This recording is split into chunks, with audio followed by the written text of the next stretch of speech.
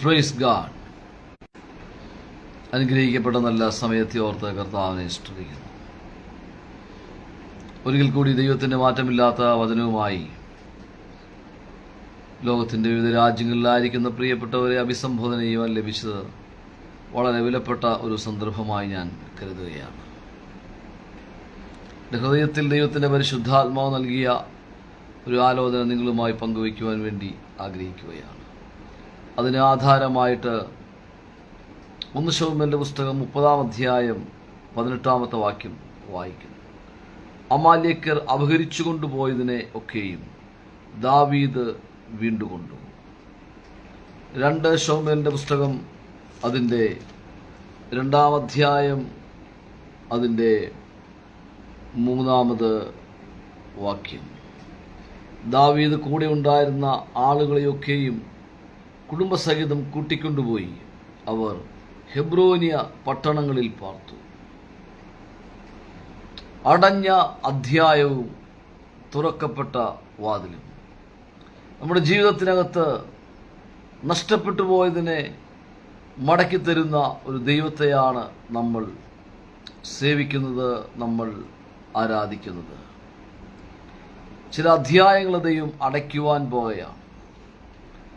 എനിക്കും നിങ്ങൾക്കും നേരെ ശത്രുവിന് പൈശാചികമായിരിക്കുന്ന മേഖലകൾക്ക് തുറക്കപ്പെട്ട ചില അധ്യായങ്ങളുണ്ട്. എന്നാൽ ആ അധ്യായങ്ങളെ മുഴുവൻ ദൈവം അടച്ചതിന് ശേഷം ചില വാതിലുകൾ ദൈവം തുറക്കുവാൻ പോകുന്നു. 1 ശമൂവേലിന്റെ പുസ്തകം 30-ാമത്തെ അധ്യായം നമ്മൾ വായിക്കുന്ന സന്ദർഭത്തിൽ നമുക്കവിടെ കാണുവാൻ കഴിയുന്നത് ദാവീദിന്റെ ജീവിതത്തിനകത്ത് താൻ കടന്നുപോയ ഏറ്റവും വലിയൊരു പ്രതിസന്ധിയുടെ ഒരു കാലഘട്ടത്തെ നമുക്ക് കാണുവാൻ കഴിയുന്നുണ്ട്. പ്രതിസന്ധിയുടെ ചില ദിനങ്ങളെ, ചില മണിക്കൂറുകളെ നമുക്കവിടെ കാണുവാൻ കഴിയുന്നുണ്ട്. ദാവീദിന്റെ ജീവിതം നമ്മൾ പരിശോധിക്കുന്ന സമയത്ത് ആ കർത്താവിന്റെ ദാസൻ അനേകർക്കൊരു അനുഗ്രഹമായിരുന്നു. അനേകരെ അദ്ദേഹം സഹായിക്കുവാനിടയായിട്ട്. എന്നാൽ താൻ ചെന്ന ഇടങ്ങളിലെല്ലാം പലപ്പോഴും അനേകരിൽ നിന്നും തനിക്ക് ഒരിക്കലും പ്രതീക്ഷിക്കാത്തതായിരിക്കുന്ന തിക്തമായിരിക്കുന്ന അനുഭവങ്ങൾ തനിക്ക് നേരിടേണ്ടതായിട്ട് കടന്നു വന്നിട്ടുണ്ട്. എന്നാൽ അതെല്ലാം തൻ്റെ ജീവിതത്തിൽ ദൈവം തന്നെ ഒരു ലക്ഷ്യത്തിലേക്ക്, ദൈവം തന്നെ ഒരു പ്രത്യേകമായിരിക്കുന്ന ഇടത്തേക്ക് ദൈവം തന്നെ എത്തിക്കുവാനുള്ള ദൈവത്തിൻ്റെ ആ പദ്ധതിയുടെ ഭാഗമായിരിക്കുന്നുവെന്ന് തിരിച്ചറിയുവാനുള്ള പക്വത ആ കർത്താവിന്റെ ദാസന് ഉണ്ടായിരുന്നു. 1 ശമൂവേലിന്റെ പുസ്തകം 30-ാമത്തെ അധ്യായം നമ്മൾ വായിക്കുന്ന സന്ദർഭത്തിൽ നമുക്കവിടെ കാണുവാൻ കഴിയുന്നത് ദാവീദും അവന്റെ ആളുകളും 3-ാം ദിവസം സിഗ്ലാഗിലെത്തിയപ്പോൾ അമാലേക്യർ തെക്കേദേശവും സിഗ്ലാഗും ആക്രമിച്ച് സിഗ്ലാഗിനെ ജയിച്ച് അതിനെ തീ വെച്ച് ചുട്ടുകളഞ്ഞിരുന്നു. അവിടെയുള്ള വലിയവരും ചെറിയവരുമായ സ്ത്രീകളെ പിടിച്ചുകൊണ്ട് തങ്ങളുടെ വഴിക്ക് പോയതല്ലാതെ ആരെയും കൊന്നില്ല. ദാവീദും അവന്റെ ആളുകളും പട്ടണത്തിൽ വന്നപ്പോൾ അത് തീ വെച്ച് ചുട്ടിരിക്കുന്നതും ഭാര്യമാരെയും പുത്രിമാരെയും അടിമകളായി കൊണ്ടുപോയതൊക്കെയും കണ്ടു. അപ്പോൾ ദാവീദും ജനവും ബലമില്ലാതാവോളം ഉറക്കെ കരഞ്ഞു. ദാവീദ് എന്ന് പറയുന്ന ആ ദൈവദാസന്റെ ജീവിതത്തിനകത്ത് താൻ അനവധിയായിരിക്കുന്ന പ്രതിസന്ധികൾ നേരിട്ടു. എന്നാൽ ഇതാ മറ്റൊരു പ്രതിസന്ധിയിലൂടെ താൻ കടന്നു പോകുകയാണ്. പലപ്പോഴും അങ്ങനെയല്ലേ നമ്മുടെ ജീവിതത്തിനകത്ത്. പണ്ട് നമ്മൾ വയലുകളിൽ വെള്ളം കയറ്റുവാൻ വേണ്ടി ചെറിയ ഇടങ്ങളിൽ നിന്നും വെള്ളം കയറ്റുവാൻ വേണ്ടി ചക്രം ഉപയോഗിക്കുമായിരുന്നു. ആ ചക്രം ഉപയോഗിക്കുമ്പോൾ ആ ചക്രത്തിന്റെ ഒരു ഭാഗം ചവിട്ടിക്കഴിയുമ്പോൾ ആ ചക്രത്തിന്റെ അടുത്ത ആ ഭാഗം നമ്മുടെ നെഞ്ചു നേരെ കടന്നു വരുവാനിടയായിത്തീരും. പിന്നെയും ചവിട്ടുകയാണ്. എന്നതുപോലെ തന്നെയാണ് ഒരു പ്രതിസന്ധി കഴിയുകയാണ്. ദാവീദിന്റെ ജീവിതത്തിനകത്ത് ഒരു പ്രതിസന്ധി കഴിയുന്നു, അടുത്ത പ്രതിസന്ധികൾ കടന്നു വരികയാണ്. എന്നാൽ താൻ സാധാരണക്കാരനായിരുന്ന സന്ദർഭത്തിലൊന്നും തനിക്ക് അതുപോലെയുള്ള പ്രതിസന്ധികളൊന്നും താൻ നേരിടേണ്ടതായിട്ട് കടന്നു വന്നില്ല. തൻ്റെ ജീവിതത്തിനകത്ത് 1 ശമൂവേലിന്റെ പുസ്തകം 16-ാമത്തെ അധ്യായത്തിൽ താന് ശമൂവേൽ പ്രവാചകനാൽ താൻ അഭിഷേകം ചെയ്യപ്പെട്ടതിന് ശേഷമാണ് തൻ്റെ ജീവിതത്തിനകത്ത് ഏറ്റവും അധികം പ്രതിസന്ധികൾ കടന്നു വരുവാനിടയായിത്തീർന്നത്. നമ്മുടെ ജീവിതത്തിനകത്ത് നമ്മൾ ചിന്തിക്കുന്നത് നമ്മുടെ മേൽ അഭിഷേകം കടന്നു വന്നു കഴിയുമ്പോൾ പിന്നെ എല്ലാ കാര്യങ്ങളും വളരെ സ്മൂത്തായിട്ട് കടന്നു പോകുന്നു എന്ന് പലപ്പോഴും നമ്മൾ ചിന്തിക്കുവാനിടയായിത്തീരും. എന്നാൽ പലപ്പോഴും നമ്മുടെ മേലൊരു അഭിഷേകം കടന്നു വന്നതിന് ശേഷമായിരിക്കും ഏറ്റവും അധികം പ്രതിസന്ധി നമ്മുടെ ജീവിതത്തിനകത്ത് കടന്നു വരുന്നത്. കർത്താവായിരിക്കുന്ന യേശുക്രിസ്തു 30 വയസ്സ് വരെ താൻ നസ്രത്തിൽ താൻ ജീവിക്കുവാനിടയായിത്തീർന്നു. തൻ്റെ അമ്മയപ്പന്മാരോടൊപ്പം ജീവിക്കുവാനിടയായിത്തീർന്നു. തൻ്റെ സഹോദരന്മാരോടും ബന്ധുമിത്രാദികളോടും ചർച്ചക്കാരോടും ഒക്കെ യേശു ജീവിക്കുവാനിടയായിത്തീർന്നു. എന്നാൽ 30-ാമത്തെ വയസ്സിൽ യോർദാനിൽ വെച്ച് യോഹന്നാന്റെ കൈക്കീഴിൽ സ്നാനമേൽക്കുമ്പോൾ പരിശുദ്ധാത്മാവ് ദേഹരൂപത്തിൽ തന്റെ മേൽ വന്ന് ആവസിക്കുവാനിടയായിത്തീർന്നു. പരിശുദ്ധാത്മാവിൽ നിറയപ്പെട്ടവനായി താൻ മരുഭൂമിയിൽ കടന്നു ചെന്നു. ഉപവാസത്തിലും പ്രാർത്ഥനയിലുമായിരുന്നു.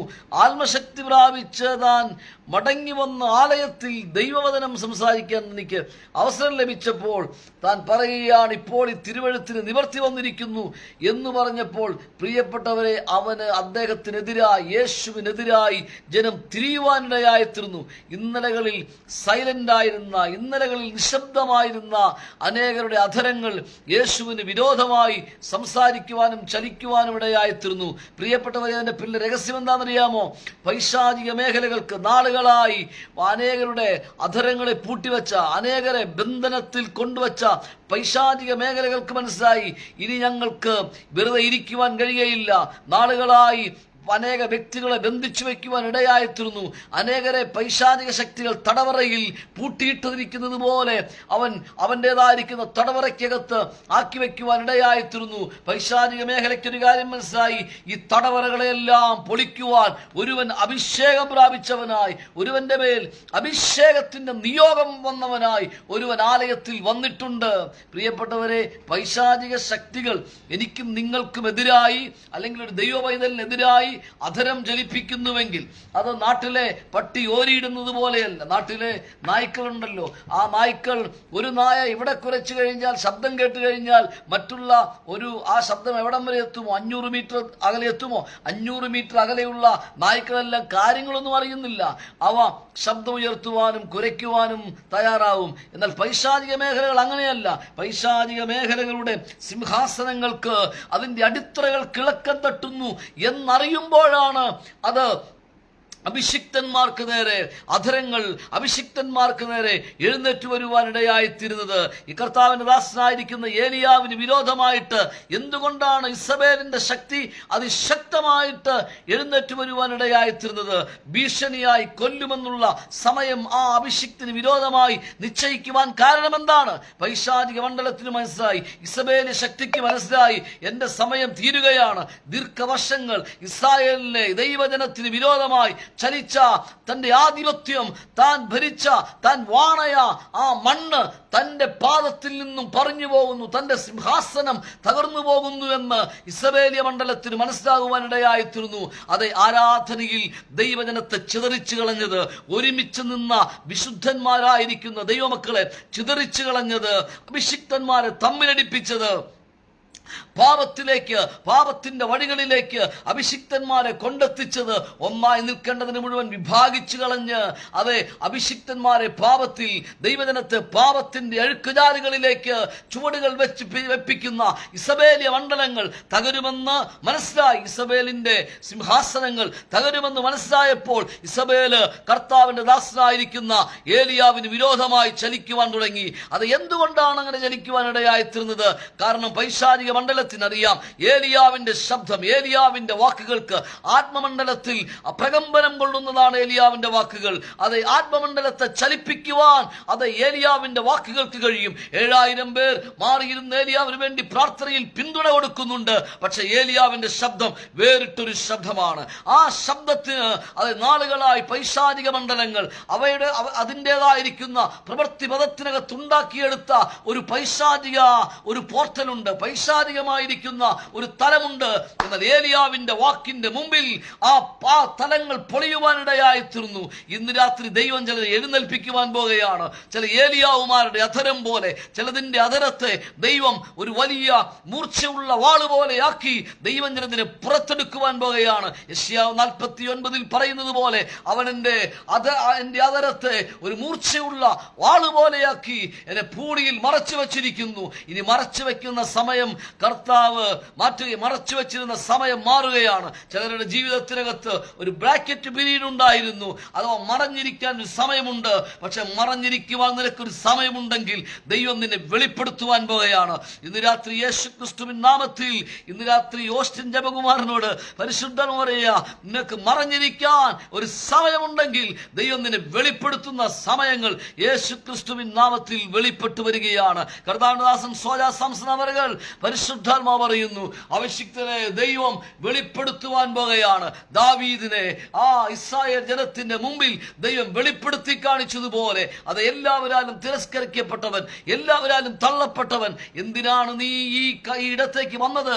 നീ വന്ന ഉദ്ദേശം അതെ ഭക്ഷണം സഹോദരന്മാർക്ക് ഭക്ഷണം തരാൻ വേണ്ടിയല്ലേ വന്ന്, അത് നൽകിയിട്ട് തിരിച്ചു പോടാ എന്ന് പറഞ്ഞ് ദാവീദിനെ അവനെ നിസ്സാര വാക്കുകൾ പറഞ്ഞ് ദാവീദിനെ അവർ പിന്തിരിപ്പിക്കുവാൻ ശ്രമിക്കുമ്പോൾ ദാവീദിനെ ദൈവം രംഗത്ത് കൊണ്ടുവന്നതുപോലെ പരിശുദ്ധാത്മാവ് സോജാ സാംസൺ അവർ പരിശുദ്ധ പറയുന്നു, ദൈവം ഈ ദിവസങ്ങളിൽ അഭിഷിക്തനെ രംഗത്ത് കൊണ്ടുവരുവാൻ പോകുകയാണ്. ദൈവത്തിന്റെ ഒരു ശബ്ദമായി, ദൈവത്തിന്റെ ഒരു നാവായി ദൈവം തന്നെ അഭിഷിക്തനെ പുറത്തെടുക്കുവാൻ പോകുന്നു എന്ന് ദൈവാത്മാവ് ഇടപെടുകയാണ്. യിരെമ്യാവ് 51:20 പറയുന്നു, നീ എന്റെ കയ്യിലെ വെൺമഴു യുദ്ധത്തിനുള്ള ആയുധമായിരിക്കുന്നു. ഈ ദിനങ്ങളിൽ ചില ദിവസങ്ങൾ ദൈവസന്നിധിയിൽ പ്രാർത്ഥനയിൽ മുട്ടുമടക്കിക്കോ, ചില ആത്മീയമായിരിക്കുന്ന ആയുധങ്ങൾ ദൈവം ഈ ദിവസങ്ങൾ കരങ്ങളിൽ തരുവാനിടയായി തീരും. അതെ, ആ തോട്ടിലെ മിനുസമുള്ള കല്ല് ദാവീദ് കരത്തിലെടുത്തതുപോലെ ഈ ദിനങ്ങളിൽ ദൈവം തന്റെ കരത്തിലെടുത്ത് ഒരു മൂർച്ചയുള്ള ആയുധമായി ദൈവം അഭിഷിക്തനെ ഉപയോഗിക്കും. യേശുവിൻ നാമത്തിൽ ഇന്ന് രാത്രി അത് വിശ്വസിച്ചു കൊള്ളുക. കർത്താവിനോട് പ്രകാരം സംസാരിക്കുകയാണ് യേശു ക്രിസ്തുവിൻ നാമത്തിൽ. അതെ, കർത്താവിന്റെ ദാസനായിരിക്കുന്ന ഏലിയാവിന്റെ ശബ്ദം അടയപ്പെടണം. അതാണ് പൈശാചി മണ്ഡലം ആഗ്രഹിക്കുന്നത്. പക്ഷെ സ്വർഗത്തിലെ ദൈവം സമ്മതിച്ചില്ല. ഏലിയാവിന്റെ ആദരത്തെ അടയ്ക്കുവാൻ സ്വർഗത്തിലെ ദൈവം സമ്മതിച്ചില്ല. അത് യേശുക്രിസ്തുവിന്റെ മേൽ അഭിഷേകം വന്നപ്പോഴാണ് അന്ന് വരെയില്ലാത്ത പ്രതിസന്ധികൾ, അന്ന് വരെയില്ലാത്ത വെല്ലുവിളികൾ, അന്ന് വരെ അപമാനിക്കാത്തവർ യേശുവിനെ അപമാനിക്കുവാനിടയായി തീർന്നു. പ്രിയപ്പെട്ടവരെ, അഭിഷേകമാണ് യേശുവിനെ വ്യത്യസ്തനാക്കി മാറ്റുവാനിടയായി തീർന്നത്. അത് ദാവീദിന്റെ ജീവിതത്തിലും 1 ശമൂവേൽ 16-ാമത്തെ അധ്യായത്തിൽ ദാവീദിന്റെ ജീവിതത്തിൽ അഭിഷേകത്തിന്റെ തൈലം ശമൂവേൽ പ്രവാചകനിലൂടെ ഒഴിക്കപ്പെട്ടു. പ്രിയപ്പെട്ടവരെ, അന്ന് മുതലാണ് ആ ദാവീദിന്റെ ജീവിതത്തിൽ പ്രശ്നങ്ങളോട് പ്രശ്നമുണ്ടാകുകയാണ്. ചെറിയ കാര്യം പ്രശ്നമുണ്ടാവാൻ ചെറിയ കാര്യമാണ്. ഒരിക്കൽ ഇസ്രായേലിന്റെ സഹോദരിമാർ ഇപ്രകാരം പാടുവാനിടയായി തീർന്നു, ദാവീദ് ശൗൽ 1000 കൊന്നു, ദാവീദോ 10,000 കൊന്നു. അവർ ലളിതം ഒരു പാട്ടായിട്ട് പാടിയതാണ്. ആ സമയത്ത് ഇതാ തന്റെ കൂടെ നിൽക്കേണ്ടവൻ, ചേർത്ത് നിർത്തേണ്ടവൻ, അത് ചേർത്ത് നിർത്തി വളർത്തേണ്ടതായിരിക്കുന്ന ശൗല് ദാവീദിനെ കൊല്ലുവാൻ വേണ്ടി ശ്രമിക്കുകയാണ്. ഇന്ന് പകൽ ഒരു കാര്യം പറയാം, പലപ്പോഴും അങ്ങനെയാണ്. അത് ചേർത്ത് നിർത്തി പഠിപ്പിക്കേണ്ടവർ, ചേർത്ത് നിർത്തി വളർത്തേണ്ട ചില കയ്യന്മാർ ഹാബേലുമാരെ കൊല്ലുന്ന കാലഘട്ടമാണ്. ചില ചേട്ടന്മാർ വളർത്തേണ്ടതായിരിക്കുന്ന ചേട്ടന്മാർ ചില അനുജന്മാരെ വയലിനകത്തേക്ക് രഹസ്യമായി വിളിച്ചു കൊണ്ടുപോയി അതെ കായീൻ ഹാബേലിനെ കൊന്നതുപോലെ അനേകരുടെ സ്വപ്നങ്ങൾ, അനേകരുടെ ദർശനങ്ങൾ, അനേകരുടെ ആരാധനകൾ, ചിലരുടെ മേൽ പകരപ്പെട്ട അഭിഷേകത്തെ കൊല്ലുന്ന ചില ചേട്ടന്മാർ കായീൻ ഹാബേലിനെ കൊല്ലുവാനിടയായി തീർന്നു. പ്രൈസ് ഗോഡ്, യേശുവിന്റെ നാമത്തിൽ. എന്നാൽ ഇന്ന് രാത്രിയിൽ ഒരു ദൂത് ഞാൻ ആത്മാവിൽ വിളിച്ചു പറയാം. അതെ, ഒരു വൃക്ഷമായിരുന്നാൽ പ്രത്യാശയുണ്ട്, അതിനെ വെട്ടിയാൽ പിന്നെയും പൊട്ടിക്കിളിർക്കും, ഇളങ്കൊമ്പുകൾ വിടാതിരിക്കയില്ല എന്നുള്ള ദൈവവചന പ്രകാരം ചില കിളിർപ്പുകൾ ഉണ്ടാകുവാൻ പോകുകയാണ്. വെട്ടിക്കളഞ്ഞ ഇടത്തു നിന്നും ചില കിളിർപ്പുകൾ, രാജൂബിയം പരിശുദ്ധ പറയുന്നു, വെട്ടിക്കളഞ്ഞ ഇടത്തു നിന്നും ചില കിളിർപ്പുകൾ ഈ ദിവസങ്ങൾ സ്വർഗത്തിലെ ദൈവം അഭിഷിക്തന്റെ ലൈഫിനകത്ത് ചില കിളിർപ്പുകൾ ഉണ്ടാകുന്ന കർത്താവിനെ കാണിക്കുകയാണ്. ചിലതിന്റെ കുടുംബത്തിനകത്ത്, ചിലതിന്റെ ഭാവിയോടുള്ള ബന്ധത്തിൽ അടയപ്പെട്ടത് യേശു ക്രിസ്തുവിൻ നാമത്തിൽ തുറന്നു വരികയാണ്. പരിശുദ്ധാത്മാവ് പറയുന്നു, അടയപ്പെട്ടത് ദൈവത്തിന്റെ ആത്മാവിനാൽ തുറക്കപ്പെടുകയാണ്. അത് സൈന്യത്താലല്ല, ശക്തിയാലല്ല, ദൈവത്തിന്റെ ആത്മാവിനാൽ. മോശയ്ക്ക് വേണ്ടി രാജകൊട്ടാരത്തിന്റെ വാതിലുകൾ തുറക്കപ്പെട്ടതുപോലെ നിങ്ങളുടെ കുടുംബത്തിനകത്ത്, രാജൂബിയം അവർ അങ്ങയുടെ കുടുംബത്തിനകത്ത് കുടുംബത്തിനകത്ത് ചിലതിനു വേണ്ടി അതെ മോശയ്ക്ക് വേണ്ടി കൊട്ടാരത്തിന്റെ കതകുകൾ തുറക്കപ്പെട്ടതുപോലെ കുടുംബത്തിനകത്ത് ചിലരുടെ ഭാവിയോടുള്ള ബന്ധത്തിൽ ചില വാതിലുകൾ ദൈവാത്മാവ് ഈ രാത്രി തുറക്കുകയാണ്. Glory be to God. Hallelujah. ദാവീദിന്റെ ലൈഫിനകത്ത് ദാവീദിന്റെ മേൽ അഭിഷേകം വരുവാനിടയായി തീർന്നു. ദാവീദിനെ ചേർത്ത് നിർത്തേണ്ട ജ്യേഷ്ഠ സഹോദരന് തുല്യനായി ചേർത്ത് നിർത്തേണ്ടവനായിരിക്കുന്ന ശൗല് ആ വാക്കിന് മുമ്പിൽ അതെ ശൗൽ 1000 കൊന്നു, ദാവീദ് 10,000 കൊന്നു എന്ന് പറഞ്ഞ് അസൂയ കൊണ്ട് ദാവീദിനെ തകർക്കുവാൻ വേണ്ടി ശ്രമിക്കുകയാണ്. ഇന്ന് രാത്രി യേശുവിന്റെ നാമത്തിൽ ദൈവമാണ് നടുന്നവനും നനയ്ക്കുന്നവനും ഏതുമില്ല. വളരുമാറാക്കുന്ന കർത്താവിന്റെ ദാസൻ ശിവു കരകച്ചാൽ അവർ പരിശുദ്ധാത്മ പറയുന്നു, നടുന്നവനും നനയ്ക്കുന്നവനും ഏതുമില്ല. ഈ ദിവസങ്ങൾ കർത്താവ് വളർത്തുവാൻ പോകുകയാണ്. കർത്താവ് പറയുന്നു, വേരുകൾ അഭിഷിക്തനെ അങ്ങയുടെ വേരുകൾ വെള്ളത്തോളം പടർന്നു ചെല്ലുവാനിടയായിത്തീരും, അങ്ങയുടെ കൊമ്പുകളിൽ മഞ്ഞ് രാവാർക്കുവാനിടയായിത്തീരും. അത് എന്താണ് അതിന്റെ അർത്ഥം? വേരുകൾ ആഴത്തിലിറങ്ങുവാൻ പോകുകയാണ്. യേശുവിൻ നാമത്തിൽ വേരുകൾ ആഴത്തിലിറങ്ങി ജലാംശത്തെ വലിച്ചെടുക്കുന്നത് പോലെ, ആവശ്യമുള്ളതിനെ വലിച്ചെടുക്കുന്നത് പോലെ ഈ ദിനങ്ങളിൽ ദൈവവചനത്തിന് മുമ്പാകെ ഇരുന്നു കൊള്ളുക. ഏറ്റവും മികച്ചതായിരിക്കുന്ന ചിലത് കർത്താവ് നൽകി തരുവാൻ പോവുകയാണ്. ഏറ്റവും മികച്ചതായിരിക്കുന്ന, ഏറ്റവും നല്ലതായിരിക്കുന്ന ചില ദൈവവചനത്തിന്റെ രഹസ്യങ്ങൾ, ദൈവവചനത്തിന്റെ വെളിപ്പാടുകൾ, ദൈവവചനത്തിന്റെ ബോധ്യങ്ങൾ ദൈവാത്മാവ് അഭിഷിക്തന് നൽകി തരുവാൻ പോവുകയാണ്.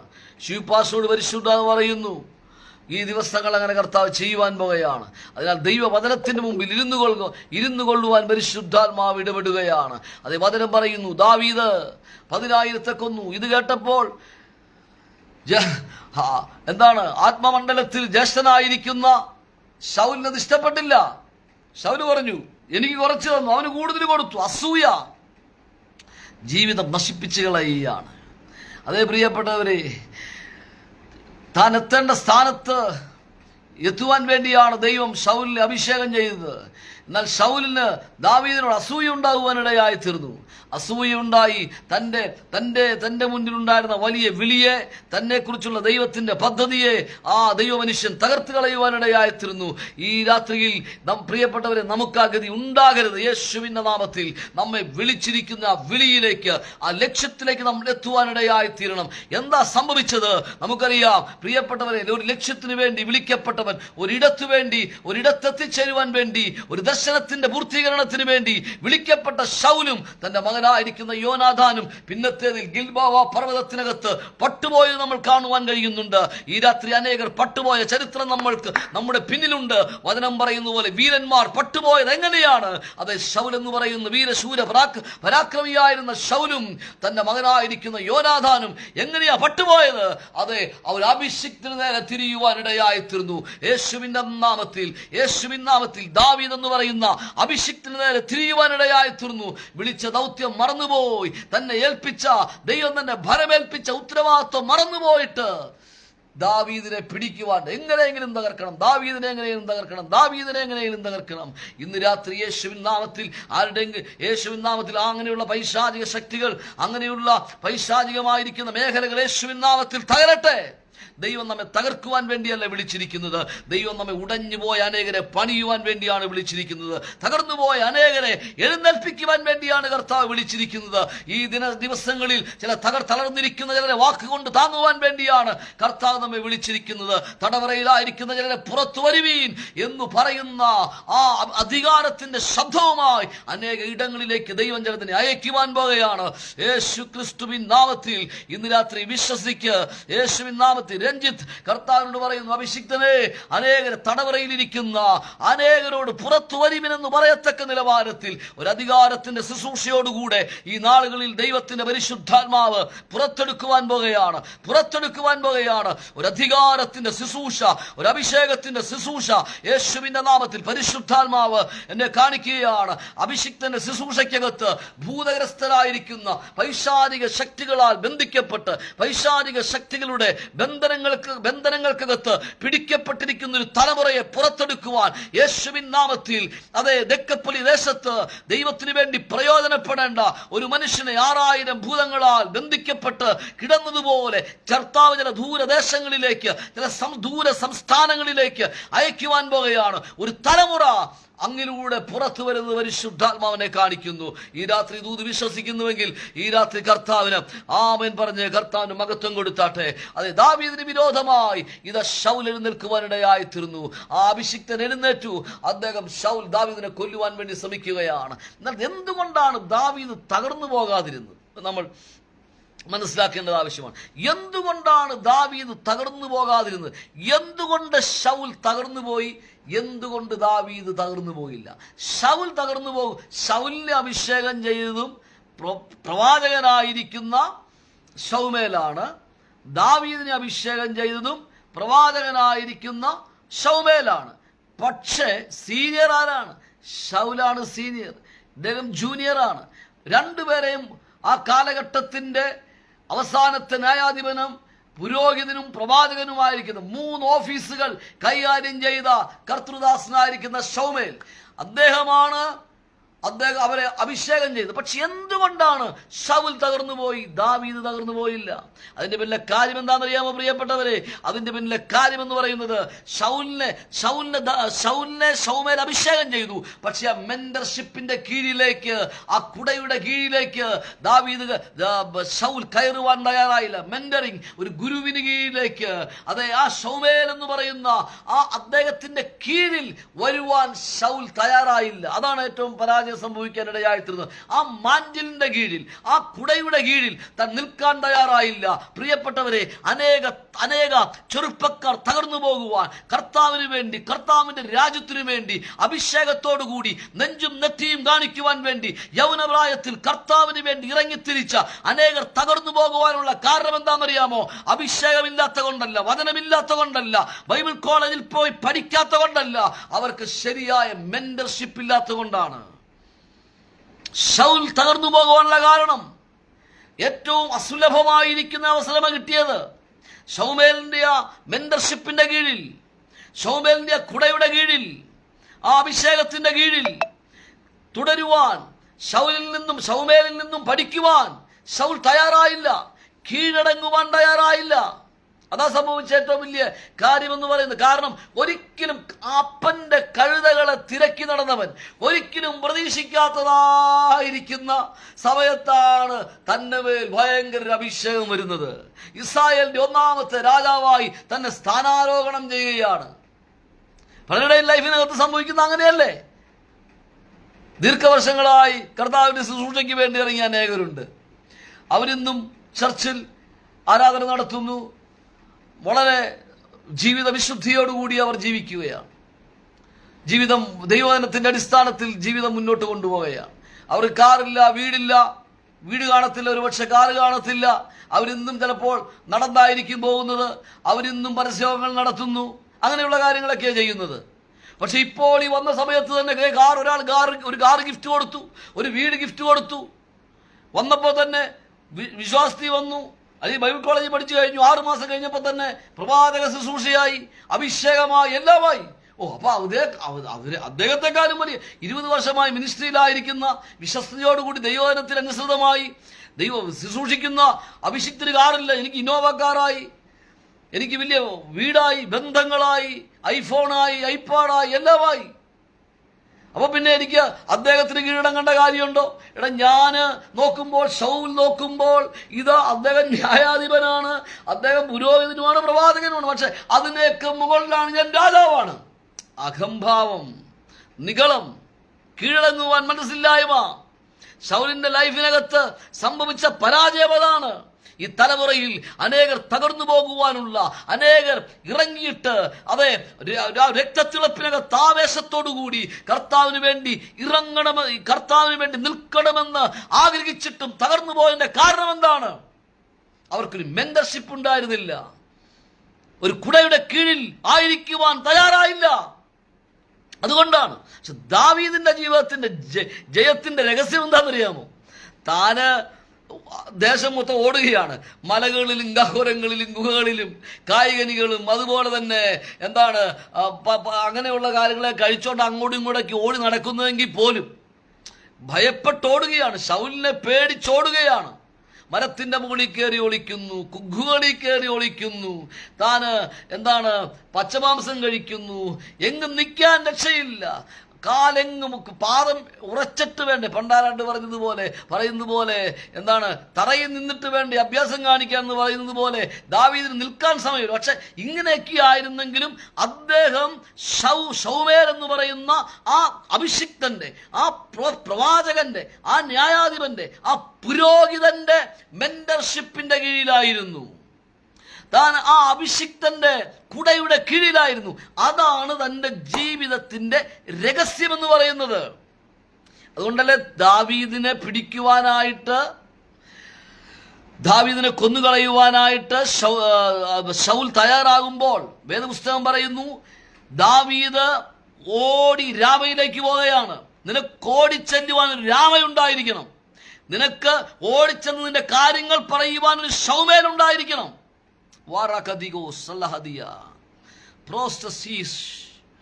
നിനക്ക് നിന്റെ കാര്യങ്ങൾ പങ്കുവെക്കുവാൻ, നിനക്കൊരു ആലോചന കേൾക്കുവാൻ, നിനക്കൊരു വഴികാട്ടിയായി നിന്റെ മുന്നോട്ടുള്ള ശുശ്രൂഷയുടെ, മുന്നോട്ടുള്ള ക്രിസ്തീയ ജീവിതത്തിന്റെ നല്ല നടപ്പിനു വേണ്ടി വഴിയിൽ പതറിപ്പോകാതെ, ഇടറിപ്പോകാതെ ആ ലക്ഷ്യസ്ഥാനത്ത് എത്തിച്ചേരുവാൻ നിനക്ക് ഒരു ശൗമേലിനെ പോലെയുള്ള ഒരു മെന്റർ ആവശ്യമാണ്. ഒരു ആത്മീയമായിരിക്കുന്ന വഴികാട്ടി ആവശ്യമാണ്. ദാവീദിന്റെ ജീവിതത്തിൽ പ്രതിസന്ധികളെല്ലാം ഉണ്ടായിരുന്നപ്പോഴും ദാവീദിന് കൃത്യമായി കണക്ക് കാര്യങ്ങൾ ബോധിപ്പിക്കുവാൻ, കാര്യങ്ങൾ പറയുവാൻ ഒരാളുണ്ടായിരുന്നു. അതായിരുന്നു ശൗമേൽ പ്രവാചകൻ. ശൗമേലിനോട് തഞ്ചത് കാര്യങ്ങൾ പറയുമായിരുന്നു. അതുകൊണ്ടാണ് തന്നെ പിടിക്കുവാനായിട്ട് ശൗൽ കടന്നു വരുമ്പോഴും താൻ രാമയിലേക്ക് പോയത്. രാമയിലാണ് ശൗമേലിന്റെ വീട് എന്ന് പറയുന്നത്. അവിടെ ചെന്ന് താൻ അതാണ് തന്റെ ജീവിതത്തിനകത്ത്, ദാവീദിന്റെ ജീവിതത്തിനകത്ത് പ്രതിസന്ധികളെല്ലാം വന്നപ്പോഴും ദാവീദ് തന്റെ ജീവിതത്തിൽ പകരപ്പെട്ട അഭിഷേകത്തിന്റെ ജ്വലനത്തെ കെടുത്തിക്കളഞ്ഞില്ല. അപ്പൊ താൻ അന്ന് രാമയിലേക്ക് ഓടിപ്പോയി. 1 ശമൂവേൽ 19 രാമയിലേക്ക് ഓടിപ്പോയി എന്ന് പറയുമ്പോൾ പലപ്പോഴും താൻ രാമയിൽ പോകുമായിരുന്നു. അതതിൻ്റെ അർത്ഥം. കാരണം അവിടെയാണ് ഒരു പ്രവാചക കൂട്ടമുള്ളത്. ഹല്ലേലൂയ. അവിടെയാണ് അഭിഷിക്തന്മാരുള്ളത്. അവിടെയാണ് ശൗമേലിന്റെ ബൈബിൾ സ്കൂളുള്ളത്. അവിടെയാണ് ശൗമേലിന്റെ പ്രവാചക സ്കൂളുള്ളത്. അപ്പൊ അവിടെ ചെന്നാൽ വെളിപ്പാട് കിട്ടും, അവിടെ ചെന്നാൽ ദൂത് കിട്ടും, ആലോചന കിട്ടും.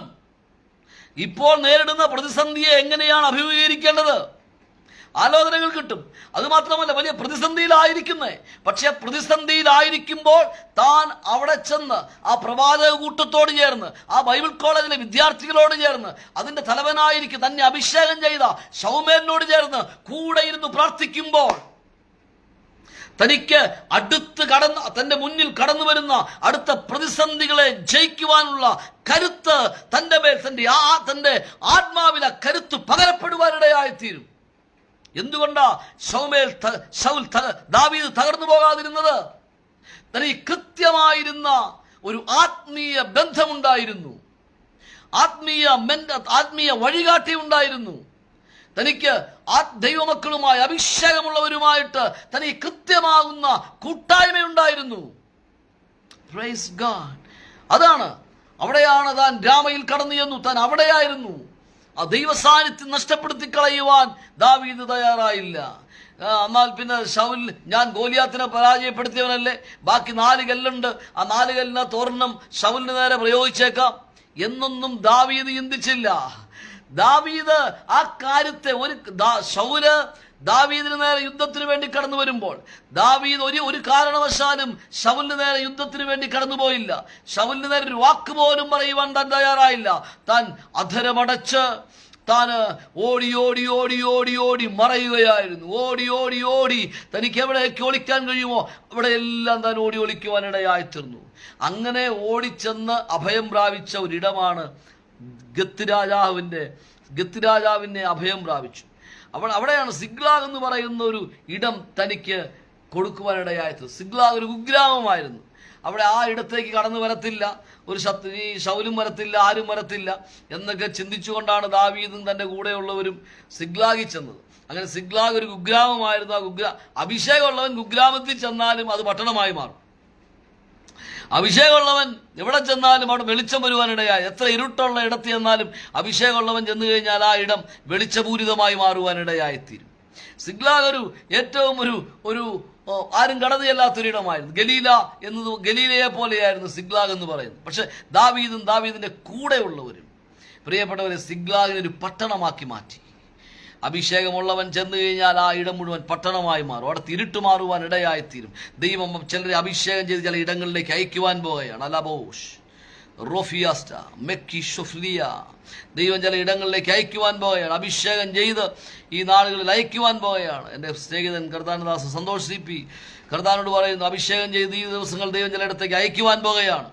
ദാവീദിനെ അഭിഷേകം ചെയ്ത് സിഗ്ലാഗിലേക്ക് അയച്ചതുപോലെ ദൈവം ചില ഇടങ്ങളിലേക്ക് അയക്കുവാൻ പോവുകയാണ്. ഇന്ന് രാത്രി വിശ്വസിക്കുന്നുവെങ്കിൽ അത് സ്വീകരിച്ചു.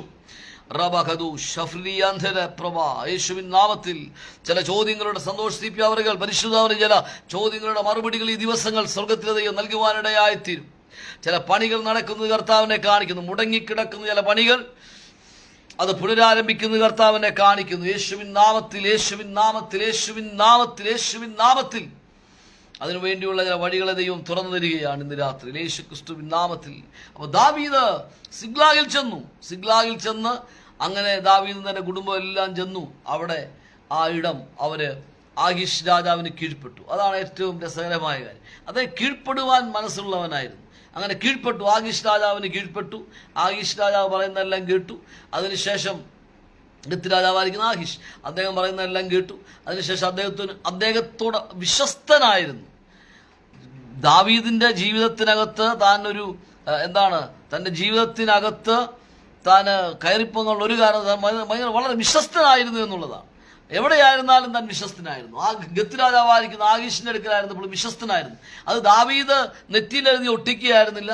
ഗത്ത് രാജാവായിരിക്കുന്ന ആഖീഷ് എന്ന് പറഞ്ഞു, അവൻ വിശ്വസ്തനാണ്, എൻ്റെ കൂടെ ഞാൻ അവനെ കണ്ട നാൾ മുതൽ അവൻ വിശ്വസ്തനായിരുന്നു. നല്ല സാക്ഷ്യമുണ്ടായിരുന്നു ദാവീദിന് അകത്ത് മാത്രമായിരുന്നില്ല സാക്ഷ്യം, ദാവീദിന് പുറത്തും സാക്ഷ്യം ഉണ്ടായിരുന്നു.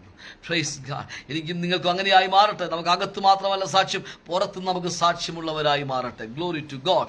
ഓക്കെ, അപ്പോൾ അങ്ങനെയായിരിക്കണം. പക്ഷെ ആ സമയത്താണ് പ്രിയപ്പെട്ടവരെ ദാവീദും കൂടെയുള്ളവരും അമാലേക്കർ ദാവീദ് ഗത്ത് രാജാവിനെ സഹായിക്കുവാൻ വേണ്ടി കടന്നു ചെല്ലുകയാണ്. കടന്നു ചെല്ലുന്ന സന്ദർഭത്തിലാണ് ഗത്ത് രാജാവിനെ സഹായിക്കുവാൻ വേണ്ടി കടന്നു ചെല്ലുന്നു. പക്ഷേ അവിടെ ചെന്നപ്പോഴത്തേക്കും അദ്ദേഹത്തിന് പ്രത്യേക സാഹചര്യത്തിൽ മടങ്ങിപ്പോരേണ്ടി വന്നത് മൂന്നാമത്തെ ദിവസമാണ്. മൂന്നാമത്തെ ദിവസം മടങ്ങി വരുമ്പോൾ കാണുന്ന കാഴ്ചയാണ്, ഇതാ അമാലേക്കർ കടന്നു വന്നു, സിഗ്ലാഗിനെ തീ വെച്ച് നശിപ്പിച്ചു. പട്ടണം മുഴുവൻ തീ വെച്ച് നശിപ്പിക്കുവാനിടയായി തീർന്നു. Praise God. യേശുവിന്റെ നാമത്തിൽ ദീർഘനാളുകൾ കഠിനാധ്വാനം ചെയ്ത് ഉണ്ടാക്കിയത്, അവരുടെ രക്തം വിയർപ്പാക്കി മാറ്റി അധ്വാനിച്ച് ഒന്നുമില്ലാത്തൊരിടത്തെ,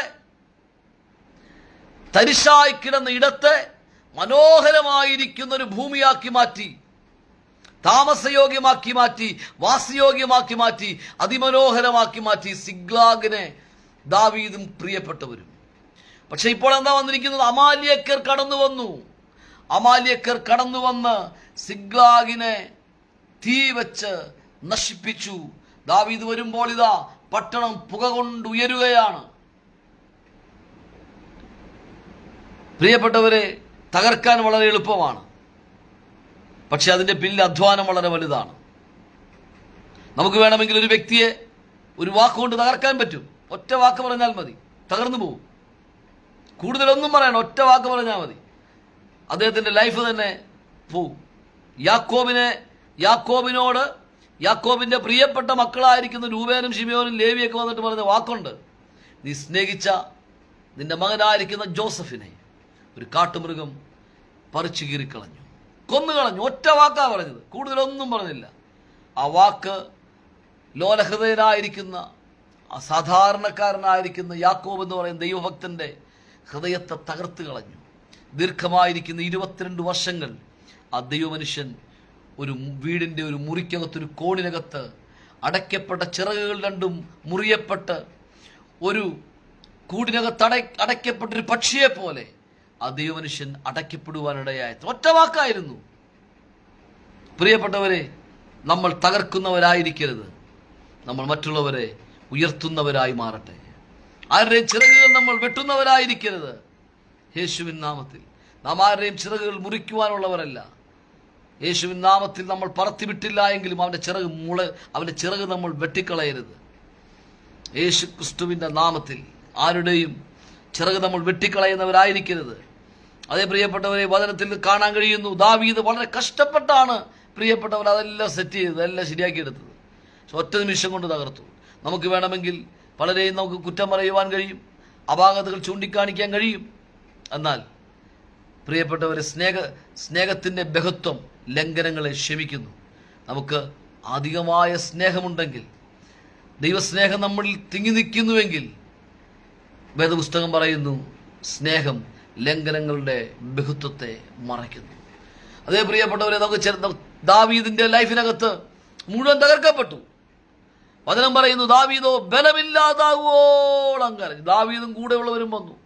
ഭാര്യമാർ നഷ്ടപ്പെട്ടിരിക്കുന്നു, മക്കൾ നഷ്ടപ്പെട്ടിരിക്കുന്നു, സമ്പത്ത് നഷ്ടപ്പെട്ടിരിക്കുന്നു, എല്ലാം നഷ്ടപ്പെട്ടിരിക്കുകയാണ്.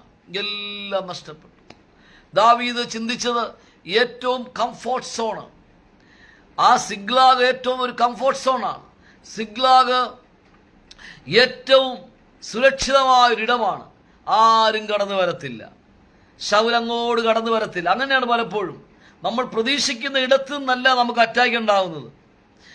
നമ്മൾ പ്രതീക്ഷിക്കുന്ന വ്യക്തിയിൽ പ്രതീക്ഷിക്കുന്ന ഇടത്തു നിന്നായിരിക്കില്ല പൈശാചിക മേഖലകൾ ചിലരെ കരങ്ങളിലെടുക്കുന്നു. ഒരിക്കലും പ്രതീക്ഷിക്കാത്ത വ്യക്തികളായിരിക്കും.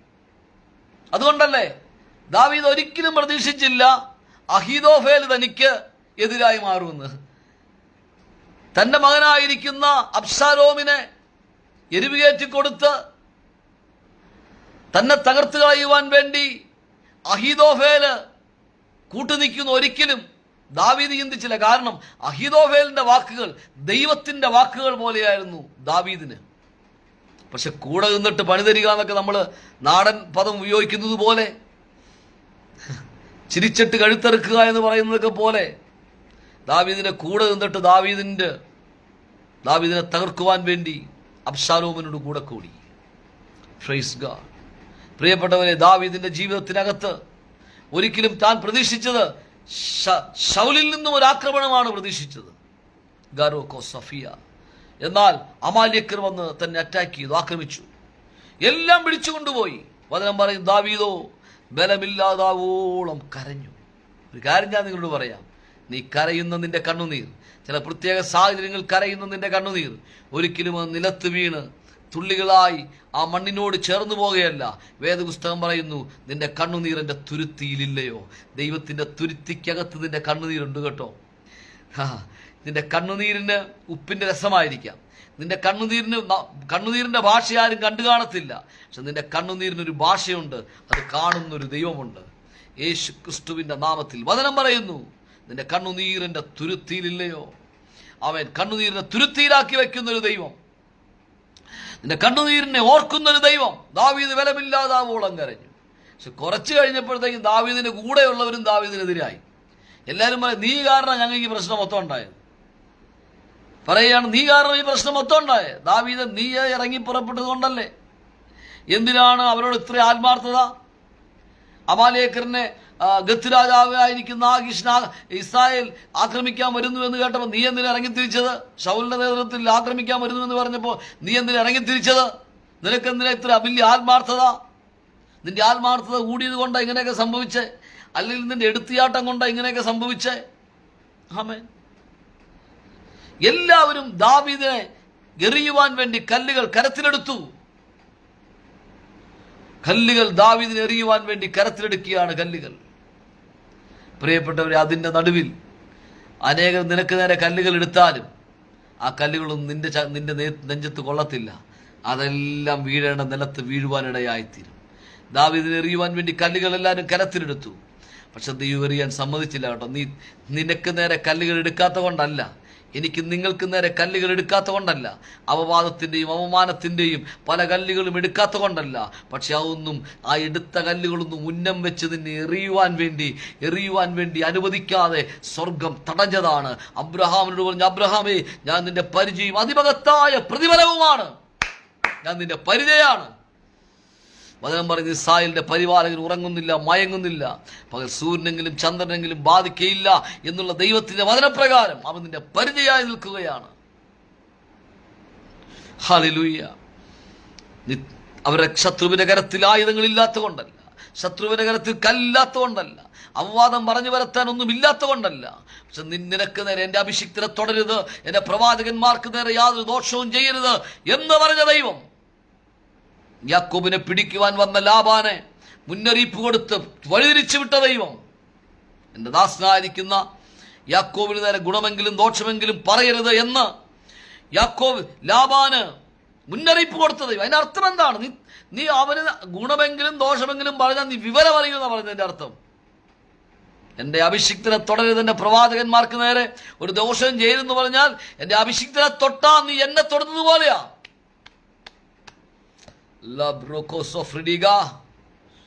യേശുവിൻ നാമത്തിൽ പത്രോസിനെ കൊല്ലുവാൻ വേണ്ടി കാരാഗൃഹത്തിലിട്ടു. യഹൂദന്മാരെ പ്രസാദിപ്പിക്കാൻ വേണ്ടി, ജനത്തിന്റെ കയ്യടി നേടാൻ വേണ്ടി ഹെരോദാവ് പത്രോസിനെ കൊല്ലുവാൻ വേണ്ടി എല്ലാ പരിപാടികളും ഒരുക്കി. നാളെ പ്രഭാതമായാൽ കൊല്ലാൻ വേണ്ടി തടവറയിൽ സൂക്ഷിക്കുമ്പോൾ ദൂതനിറങ്ങി.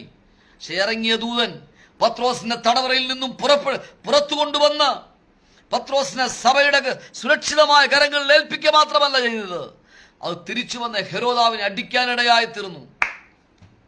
അവൻ പുഴുവിന് കൃമിക്കിരയായി മാറുവാനിടയായി തീർന്നു. വേദപുസ്തകം പറയുന്നു, ദാവീദ് ബലമില്ലാതാവോളം കരഞ്ഞു.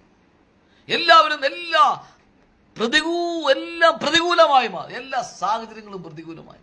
നമ്മുടെ ജീവിതത്തിനകത്ത് സാഹചര്യങ്ങളെല്ലാം പ്രതികൂലമാകുമ്പോൾ നമ്മൾ എടുക്കുന്ന നിലപാടെന്താണ്? ദാവീദിനെ കുറിച്ച് പഠിച്ച് അറിയാം, അദ്ദേഹം വളരെ കഴിവുള്ള ടാലന്റുള്ള വ്യക്തിയാണ്. നമ്മുടെ ജീവിതത്തിനകത്ത് പ്രതിസന്ധികൾ കടന്നു വരുമ്പോൾ നമ്മൾ എടുക്കുന്ന നിലപാടെന്താണ്? ദൈവത്തെ തള്ളിക്കളയുകയാണോ? ഈ ദൈവം എനിക്ക് മുഴുവൻ ദോഷമാണ് ചെയ്തത്, ഇവരെ സേവിച്ചിട്ട് എന്തോ കിട്ടാനാ? ഇത്രയും കാലമായി ഞാൻ ദൈവത്തെ സേവിക്കാൻ തുടങ്ങിയിട്ട് എനിക്കൊന്നും കിട്ടിയിട്ടില്ല. അതാണ് നമ്മുടെ നിലപാടെന്ന് പറയുന്നത്. ഇത്രയും കാലം രൂത്തിന്റെ നവോമിയുടെ കൂടെ നിന്നു, ചേർന്ന് നിന്നു, ഒന്നും കിട്ടിയില്ല, അതുകൊണ്ട് ഞാൻ പോകുകയാണെന്ന് പറഞ്ഞ് ഓർപ്പ പോയതുപോലെ തിരിഞ്ഞു പോകാൻ വേണ്ടിയാണോ നമ്മുടെ പദ്ധതി, ഭാവി പരിപാടികൾ? നമ്മുടെ ജീവിതത്തിൽ കടന്നു വരുന്ന പ്രതിസന്ധികളുടെ നടുവിൽ, പ്രതികൂലങ്ങളുടെ നടുവിൽ, ചില പരിശോധനകളുടെയും പരീക്ഷണ ഘട്ടങ്ങളുടെയും നടുവിൽ നാം എടുക്കുന്ന നിലപാടെന്താണ്? നാം എടുക്കുന്ന സ്റ്റാൻഡ് എന്താണ്? ദാവീദ് എടുത്ത സ്റ്റാൻഡ് എന്തായിരുന്നു? ദാവീദിന് കഴിവില്ലാത്തതുകൊണ്ടാണോ? അല്ല, ഒരിക്കലും അങ്ങനെയല്ല, കഴിവുള്ളവനാണ്. എന്നാൽ ദാവീദ് തന്നെ കഴിവിലൊന്നും ആശ്രയിച്ചില്ല. തനിക്ക് പല കഴിവുകളുണ്ട്, വ്യത്യസ്തമായിരിക്കുന്ന വിവിധ കഴിവുകളുള്ള ഒരു അനുഗ്രഹിക്കപ്പെട്ട അഭിഷിക്തനാണ് ദാവീദ്. എന്നാൽ അദ്ദേഹം അതിലേക്കൊന്നും താൻ തിരിഞ്ഞില്ല. വചനം പറയുന്നു, ദാവീദ് തന്റെ ദൈവമായ യഹോവയിൽ ബലപ്പെട്ടു. നമ്മളതാ ചെയ്യേണ്ടത്. എത്ര വലിയ പ്രതിസന്ധി വന്നാലും, എത്ര വലിയ തിരമാലകൾ വന്നാലും, എൻ്റെ കർത്താവിനോട് പറഞ്ഞിട്ടുണ്ട്, മോനെ, തിരമാലകളൊക്കെ വരും, വലിയ വെള്ളമൊക്കെ വരും, പക്ഷെ വന്നതുപോലെ അങ്ങ് പോകും, നീ അവിടെയൊക്കെ തന്നെ കാണും. യേശുവിൻ്റെ നാമത്തിൽ. കാരണം എൻ്റെ കർത്താവിനോട് പറഞ്ഞു, വെള്ളം നിന്റെ തലയ്ക്ക് മീതെ കവിയും, പക്ഷെ നിന്നെ മുക്കിക്കളയത്തില്ല. എത്ര വലിയ തീ വന്നാലും യേശുവിൻ്റെ നാമത്തിൽ തീയുടെ ബലത്തെ കെടുത്തിയവൻ പറഞ്ഞിട്ടുണ്ട്, തീ ജ്വാല നിന്നെ ദഹിപ്പിച്ച് കളയത്തില്ല. എന്നോട് വാക്ക് പറഞ്ഞവനും എന്നെ വിളിച്ചിറക്കിയവനും യേശുവിൻ നാമത്തിൽ മനുഷ്യനല്ല, സർവശക്തനായിരിക്കുന്ന ദൈവമാണ് നിന്നെ വിളിച്ചിറക്കിയതെങ്കിൽ ഒരു തീക്കും നിന്നെ ദഹിപ്പിക്കാൻ പറ്റത്തില്ല. ഒരു വെള്ളത്തിന് ഇവിടത്തെ ഒരു തീക്കും നിന്നെ ദഹിപ്പിക്കാൻ പറ്റുന്നൊരു തീയും ഇവിടെ ഇല്ല. യേശുവിൻ്റെ നാമത്തിൽ നിന്നെ മുക്കിക്കളയാൻ പറ്റുന്നൊരു വെള്ളവും ഇവിടെ ഇല്ല. ബറോസ് ല പ്രഹാദിയ, നീ ഒരു താമരപ്പൂ പോലെയാണ്. നീ ഒരു താമരപ്പൂ പോലെയാണ്. എത്ര വലിയ വെള്ളം പൊങ്ങിയാലും നിങ്ങൾ കുട്ടനാട്ടിലേക്ക് ചെല്ലണം. അവിടെ ചെന്ന് കഴിഞ്ഞാൽ കുമരകത്തേക്കോ മഞ്ചാടിക്കരിയിലേക്ക് ചെന്ന് കഴിഞ്ഞാൽ നമുക്ക് താമരപ്പൂ കാണാൻ കഴിയും. ആ താമരപ്പൂ പ്രിയപ്പെട്ടത്, എത്ര വലിയ വെള്ളപ്പൊക്കം ഉണ്ടായാലും ആ താമരയുടെ തണ്ടും താമരപ്പൂവും ആ വെള്ളത്തിൻ്റെ മുകളിലായിരിക്കും. എത്ര വലിയ കാര്യങ്ങൾ വന്നാലും യേശുവിൻ്റെ നാമത്തിൽ നിന്റെ തല ഉയർന്നു തന്നെ ഇരിക്കും. എപ്പോഴും നീ ഉയർന്ന് തന്നെ ഇരിക്കും. നിന്റെ തല താഴാൻ സ്വർഗത്തിലെ ദൈവം സമ്മതിക്കത്തില്ല.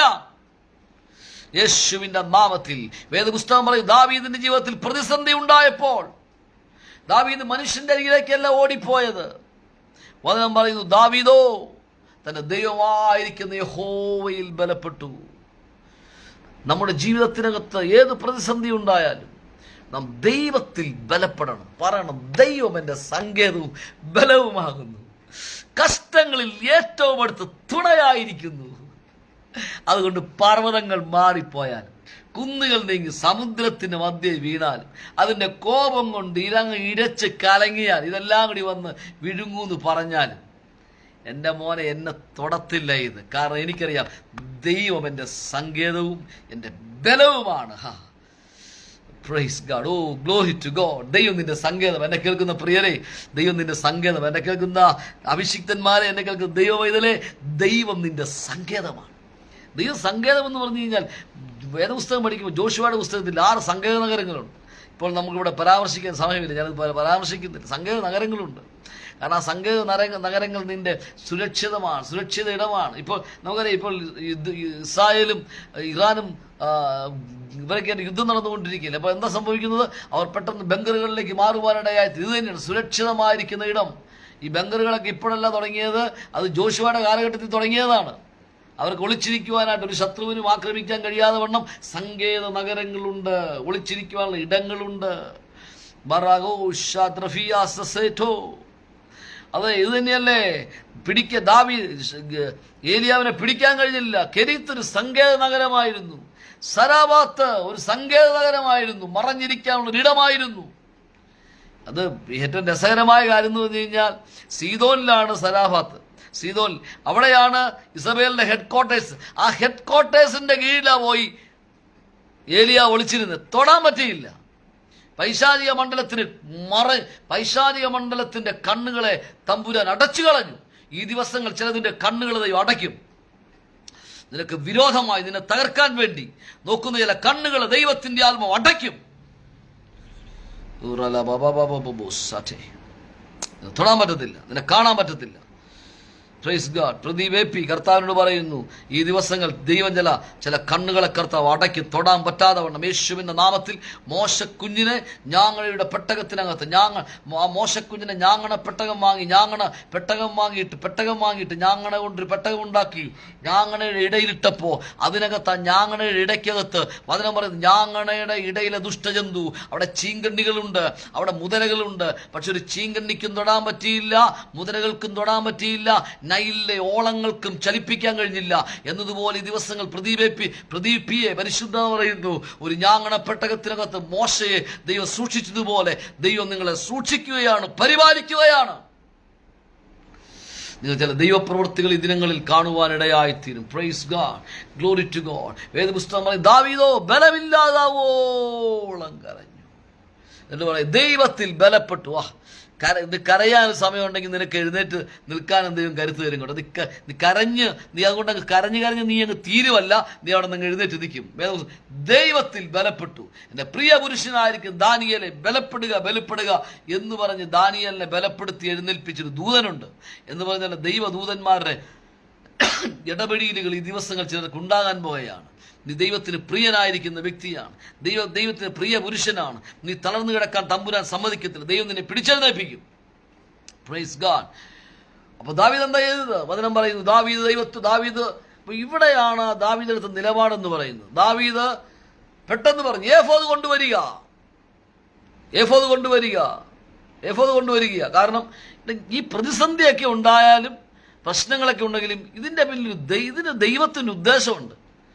അതാണ് പറയുന്നത്, ദൈവത്തെ സ്നേഹിക്കുന്നവർക്ക്, നിർണയപ്രകാരം വിളിക്കപ്പെട്ടവർക്ക് എല്ലാം നന്മയ്ക്കാ കൂടി വ്യാപരിക്കുന്നത്. അതുകൊണ്ട് ഇരമ്യാ പ്രവാചകനിലൂടെ വചനം പറയുന്നത്, നിങ്ങൾ പ്രത്യാശിക്കുന്ന ശുഭവായു വരുവാൻ തക്കവണ്ണം ഞാൻ നിങ്ങളെക്കുറിച്ച് നിരൂപിക്കുന്ന നിരൂപണങ്ങൾ ഇന്നവയെന്ന് അറിയുന്നത് തിന്മയ്ക്കല്ല നന്മയ്ക്കത്രേ.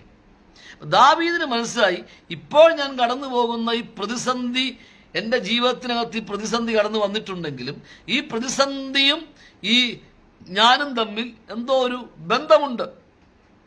ദൈവം അറിയാതെയല്ല എൻ്റെ ജീവിതത്തിൽ സംഭവിച്ചത്. അതുകൊണ്ട് ഇപ്പോൾ ഞാൻ നേരിടുന്ന ഈ പ്രതിസന്ധിയോടുള്ള ബന്ധത്തിൽ ദൈവത്തിന് എന്നോട് പറയാൻ ഒരു ദൂതുണ്ടോ, അരുളപ്പാടുണ്ടോ? അങ്ങനെയായിരിക്കണം നമ്മുടെ ജീവിതത്തിനകത്ത് ഒരു പ്രതികൂലം കടന്നു വരുമ്പോൾ ഒന്നില്ലെങ്കിൽ നാം ദൈവസന്നിധിയിൽ ഒറ്റയ്ക്ക് നിന്ന് പ്രാർത്ഥിക്കുക, ഇല്ലായെങ്കിൽ നമ്മളൊരു ദൈവശബ്ദം കേൾക്കാൻ പോകണം. ഒരു ദൈവദാസന്റെ അടുക്കൽ, ഒരു ദൈവശബ്ദം പറയുന്ന ഒരു ദൈവപുരുഷന്റെ അടുക്കൽ പോകണം. ഒരു ദൈവാലോചന കേൾക്കണം. 1, 2, 3 പേരുടെ അടുക്കൽ പോകണം. പോയൊരു ദൈവശബ്ദം കേൾക്കണം. അങ്ങനെയാണ് ഉറിയും തുമ്മിയും വന്നു. ദൈവം സംസാരിച്ചു. ദാവീദ് യോഗ്യ, ഞാൻ ഈ പരീക്ഷയെ പിന്തുടരണോ? ഈ ശത്രുവിനെ ഞാൻ പിന്തുടരണമോ വേണ്ടയോ? വാ, എനിക്ക് ദാവീദിനെ ഇഷ്ടപ്പെട്ടു. എല്ലാവരും എതിര് നിൽക്കുമ്പോഴും താൻ പറയുകയാണ്, ഞാൻ ഇതിനെ പിന്തുടരണമോ?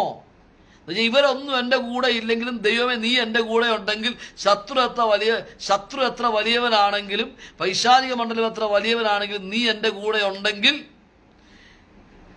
ഗിദയോനെ ഒറ്റ ഒരുത്തനെ പോലെ ഗിദയോനെ നിർത്തിയിട്ട് ഒറ്റ പുരുഷനെ പോലെ ജയാളിയാക്കി തീർത്ത ദൈവം എൻ്റെ കൂടെ നിൽക്കുമെന്ന് എനിക്ക് ഉറപ്പുണ്ട്. Glory to God. ഉറപ്പുണ്ട്. ദാവീദ് ആ ഉറപ്പിനകത്ത് വിശ്വസിച്ചേ. ദൈവത്തിൽ ദാവീദ് വിശ്വസിച്ചു. ദാവീദിന്റെ മേൽ പകരപ്പെട്ട അഭിഷേകത്തിൽ വിശ്വസിച്ചു. ദൈവാലോചനയിൽ ദാവീദ് വിശ്വസിച്ചു. ദൈവ ശബ്ദത്തിൽ ദാവീദ് വിശ്വസിച്ചു. ദൈവം പറഞ്ഞു, നിനക്കിതിനെ തിരിച്ചു കിട്ടും, മടക്കി കിട്ടും. വചനം പറയുന്നു, ദാവീദ് പുറപ്പെട്ടു. ദാവീദിന് വേണ്ടി എല്ലാ കാര്യങ്ങളും ക്രമീകരിച്ചു. വചനം പറയുന്നു, ദാവീദ് നഷ്ടപ്പെട്ടതിന് മുഴുവൻ തിരിച്ചു പിടിച്ചു. ഈ ദിനങ്ങളിൽ നഷ്ടപ്പെട്ടത് തിരിച്ചു കിട്ടാൻ പോകാട്ടോ. എന്നെ കേൾക്കുന്ന ചിലരോട് പരിശുദ്ധ ചിലർ നഷ്ടപ്പെട്ട ചിലത് നിങ്ങൾക്ക് മടക്കി കിട്ടാൻ പോയ വചനം പറയും, അമാലേക്കർ അപകരിച്ചു കൊണ്ടുപോയ സകലതിനെയും ദാവീദ് വീണ്ടുകൊണ്ടു, ദാവീദ് വീണ്ടെടുത്തു, ദാവീദ് വീണ്ടുകൊണ്ടു. യേശുവിൻ നാമത്തിൽ അതോടുകൂടി സിഗ്ലാഗ് എന്ന് പറയുന്ന അധ്യായം ദൈവം അടച്ചിട്ട് ദൈവം ഹെബ്രോനിൽ പുതിയ ഒരു വാതിൽ തുറന്നു. ദൈവം ഒരിടം അടയ്ക്കുന്നത് ഒരു പുതിയ ഇടം തുറന്നിട്ട് മാത്രമാണ്. എന്നെ കേൾക്കുന്ന പ്രിയപ്പെട്ടവരെ, നിനക്ക് നഷ്ടപ്പെട്ടതിനെ മുഴുവൻ കർത്താവ് മടക്കി തരിക മാത്രമല്ല, ഒരു ഹെബ്രോന്യ പട്ടണങ്ങൾ തുറന്നതുപോലെ ദൈവം ചില പട്ടണങ്ങൾ, ചില ഇടങ്ങൾ നിങ്ങൾക്ക് വേണ്ടി തുറക്കുന്നു. God bless you. ആമേൻ.